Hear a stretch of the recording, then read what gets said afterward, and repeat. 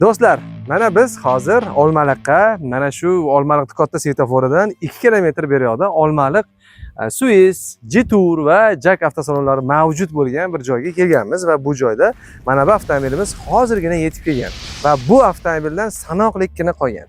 Ko'pchilik Dashing avtomobilni sevadi, sotib olishyapti va siz ham sotib olishingiz mumkin. Bu avtomobilda faqat bitta pozitsiyasi bor, u ham bo'lsa eng full pozitsiyasi. Avtomobilimiz 1.5 turbo motorli 157 ot kuchli avtomobil bo'ladi va oldi tortadi. Bu avtomobil 20 lik diska balonlar bilan jihozlangan.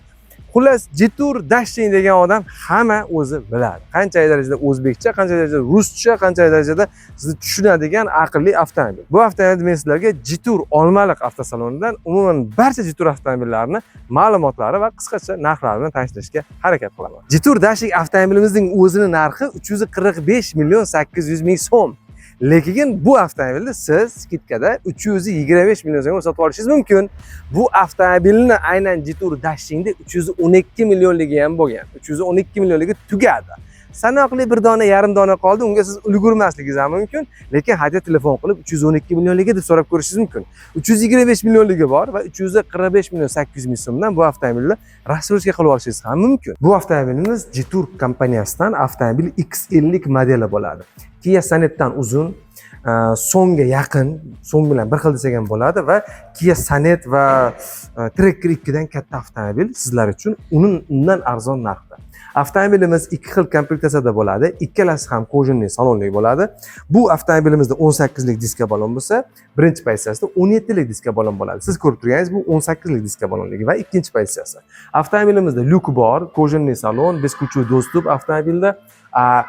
Birinchi pozitsiyasida patologda lyuki bo'lmaydi avtomobilda, lekin cruise control oddiy bo'ladi. Ikkinchi pozitsiyada avtomobilda 360 kamera bor, birinchi pozitsiyasida faqat orqani ko'rish, ya'ni zadniy vid kameramiz bor, xolos faqat orqaga yurganda. Avtomobilimiz agar siz sotib oladigan bo'lsangiz, bu avtomobilimiz narxlari ikki xil. X50 avtomobilimizni asl narxi 253 million 500 ming so'm, bu birinchi pozitsiyasi. Ikkinchi pozitsiyasi mana bu avtomobil 273 million so'm. O'zini asl narxi. Lekin bu avtomobillarga ham skidka e'lon qilishdi. E'lon qilishgan skidkasiga ko'ra birinchi pozitsiyasini 235 million so'mga, ikkinchi pozitsiyasini 255 million so'mga sotib olishingiz mumkin. Har qanaqasiga o'ylamang, har qanaqasiga harakat qilmang, baribir bu avtomobilning konkurentlardan kattaroq va konkurentlardan arzonroq bo'lyapti. Siz 235 million so'mga, misol uchun birinchi pozitsiyasini X50 avtomobilni sotib oladigan bo'lsangiz, 1.5 turbo motorlik, 156 ot kuchlik va 4 ta silindrlik seplik motor olasiz va avtomobilning motorini o'zi, yuragini o'zi baquvvat bo'ladi.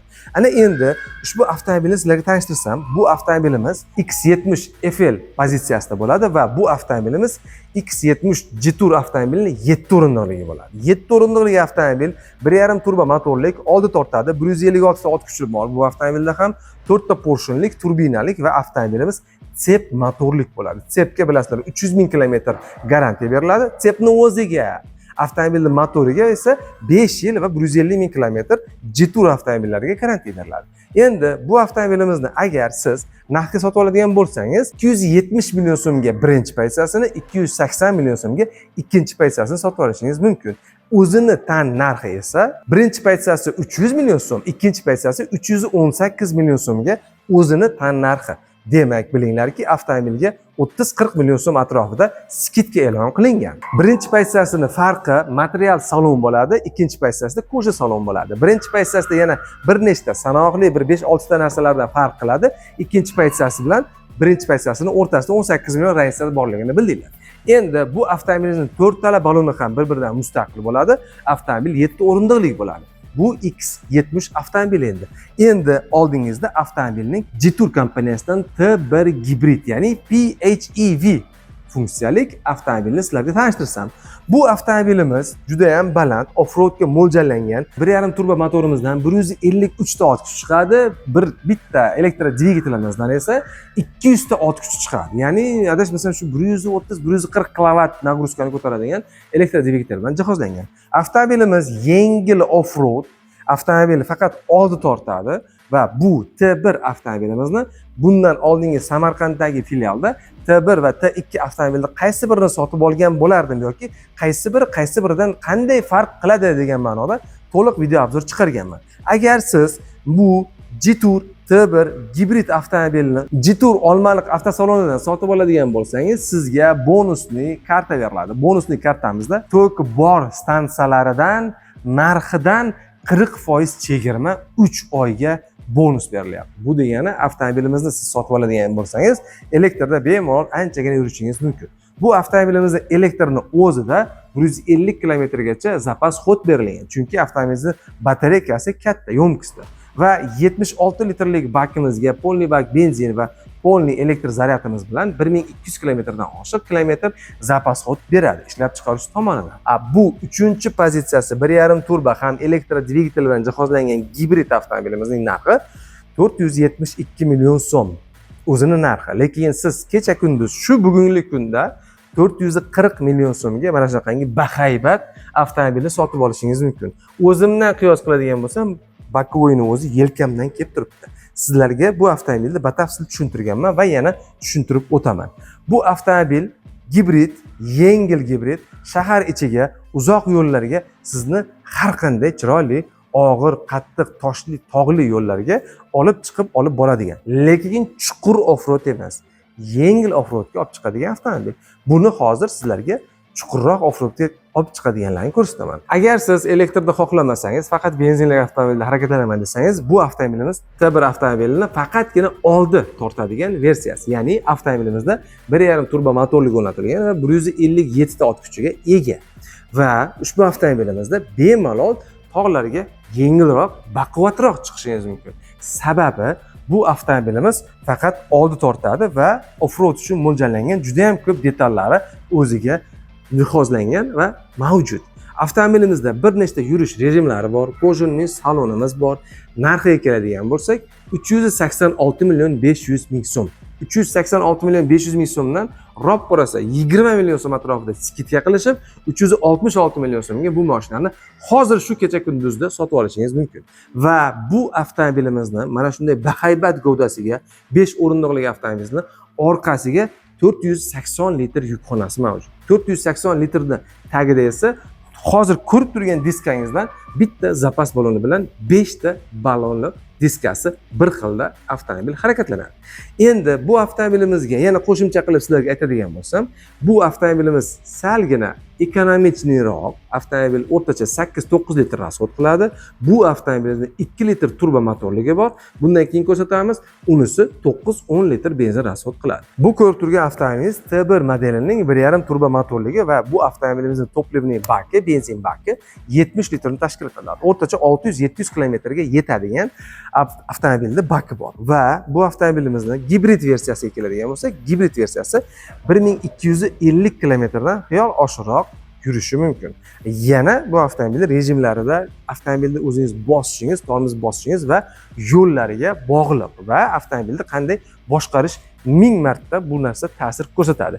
Endi biz sizlarga hozir ko'rsatmoqchi bo'lgan avtomobilimiz rangi qora rangda, avtomobilimiz 2 ob'yom turbo motorlik va 4 tala balon tortadigan Jetour kompaniyasidan T1 avtomobili. Bu avtomobilimizning 7 bosqichli avtomat korobkasi va 2 ob'yom turbo motori bilan avtomobilimiz 256 ta ot kuch chiqaradi. 256 ta ot kuchi bilan bu avtomobilni bunaqangi ko'rinishda, bunaqangi razmer, bunaqangi katta razmerda bu narxga hech kimda yo'q. Men sizlarga ishontirib aytaman, hech kimda yo'q. Bu avtomobilning o'zining narxi 449 million 500 ming so'm. O'zining narxi, lekin bu avtomobilni hozir shu kunda sotib olishingiz mumkin avtomobilimizni 410 million so'mga. 410 million so'mga bunaqangi bahaybat avtomobilni hech qayerdan topa olmaysiz. Ayniqsa 256 ta ot kuchlik 2 litr turbo motor 7-8 xil rejimlarda harakatlanadi. Kojunli salon, 5 o'rindiqlik, tormoz panorama tom, avtomobili katta, bahaybat va tog'larga, bog'larga, toshlarga adaptivniy cruise control yurib ketadigan avtomobil. Va bu avtomobilimizni Jetour Olmaliqdan aloqaga chiqib sotib oladigan bo'lsangiz, UzAvzordan deb ayting, UzAvzor uchun alohida sovg'alari bor. Buni albatta aytish kerak. Hammer avtomobili nimayu bu avtomobil nima? Hammer avtomobiliga nima deydi? Bir orzu qilganmi, bir havas qilganmi, havas qilib mana shu avtomobilni chizishib, mana shunaqangi tikka faralarni qo'yishib, avtomobilni orqa eshigini mana bunday ochiladigan qilishgan. Va bu avtomobilimiz Jetour T2. Hattoki avtomobilning eshigining ichini qolip ham xuddi Hammer avtomobilidan olinganga o'xshab turibdi. Bu avtomobilimizning orqa qismida bitta subwooferimiz bor va bu avtomobilimizning orqa qismiga, eshik qismiga o'rnatilgan avtomobilning zapas baloni. Zapas baloni mana shuni ichida turibdi. Va bu zapas balonimiz, mana bu zapas balonlari bilan avtomobilning balonlari bilan deyarli bir xil. Bu avtomobil 70 litr baki bilan o'rtacha benzinda 92 benzin bilan 600-700 km yuradi. 2 litr turbo motor bilan jihozlangan. Orqa avtomobilimizning orqa balonlari ham tortadi, oldi balonlari ham tortadi. 8 xil rejimi bor. 20 lik diska, avtomobilning balandligi o'ziga yarasha. Tomda mana bunday temir relingi bor. Tomga maxsus o'zingiz xohlasangiz lazerda qildiring, xohlasangiz zakaz qildirishingiz ham, olib kelib o'rnatib berishimiz ham mumkin. Tomiga chiroyli bagajlari mavjud. Avtomobil kojinli salon, juda ham ko'p funksiyalari bor, sonik kolonkalari bor, ushlagichlari bor, patologi qora, panorama tom. Mana bunaqangi siz kiradigan bo'lsangiz, mashinani ochadigan bo'lsangiz, chiroyli audiolar bilan kutib oladigan bu T2 modeli bo'ladi. Jetour kompaniyasidan ayni shu bugungi kunda eng katta, eng raskoshni, eng qimmat avtomobil aynan mana shu avtomobil. Yaqin kunlarda bu avtomobillarning gibridi ham keladi, yangiligi ham bo'ladi. Lekin siz sayohatga chiqmoqchi bo'lsangiz, oilaviy yuradigan bo'lsangiz va o'zingizni bezopasniy, ya'ni o'zingizni himoyalangan his qilishni xohlasangiz, aynan Jetour T1 yoki Jetour T2 avtomobil sotib olasiz. Sababi, Xudo ko'rsatmasin, ko'cha-ko'yda qandaydir bir DTP, ya'ni avtohalokatga uchraydigan bo'lsangiz, sizni tirik saqlab qoladigan avtomobil bu SUV, crossover, katta, baquvvat, og'ir avtomobil hisoblanadi va bu avtomobillarimiz Ramni avtomobillar bilan deyarli kuzovi bir xil og'ir, qattiq, o'zbekchasiga qattiq bo'ladi, ruschasiga jostki bo'ladi. O'zimni o'zim ishonmayman, chunki hozirgina yangilik bo'ldi. Sizlar uchun juda ham katta yangilik. Bu avtomobilni, ya'ni Jetour T2 avtomobili 2 litr turbo motor, 256 ta otkichi, polniy привод, 8 xil rejim, koja salon 5 o'rindiqli avtomobilimiz 456 million so'mga tushibdi. 456 million so'm. Asl narxi necha pul deydigan bo'lsangiz 512 million 200 ming so'm. Avtomobilning o'zining asl narxi 512 million 200 ming so'm. Tasavvur qilasizmi? 456 million so'mga bu avtomobil sotib olsangiz bo'ladi. Endi o'tgan safarga aytgan gapim, T1 avtomobilni 2 litr turbo motor, 19 lik diska balon, xuddi shu avtomobilni sotib olishingiz mumkin 410 million so'm. Lekin 456 million so'mga bu avtomobilni ham sotib olishingiz mumkin. Ikkalasi ham deyarli konkurent bir-biriga o'zini aslida, lekin siz T1 yoki T2 olaman deyishingiz mumkin. Ha, aytgancha yana bitta kichkinagina farqchasi bor. Shaxsan o'zim sinab ko'rgan va bilgan va o'zim sizlarga aytmoqchi bo'lgan narsam, T1 avtomobilining akustikasi, audio sistemasida bitta subwoofer bor. Ya'ni subwoofer niskiy chastotani 60 Hz gacha bo'lgan bum bum bum beradigan narsasi bitta. T2 modelida u narsa ikkita. Shu narsa ham sizlarga e'tibor berishinglar mumkin. Haligi turtki bo'lishi mumkin. Kelganda, salonga kelganda, tezroq qilayotganda bitta telefoningizni ulab turib, o'zingiz yoqqan qo'shiqni bitta qo'yib eshitib ko'ring. T2 da qanday, T1 da qanday. Unga qarab ham sotib olishingiz mumkin. Ko'pchilikka bu narsa ham ma'qul keladi.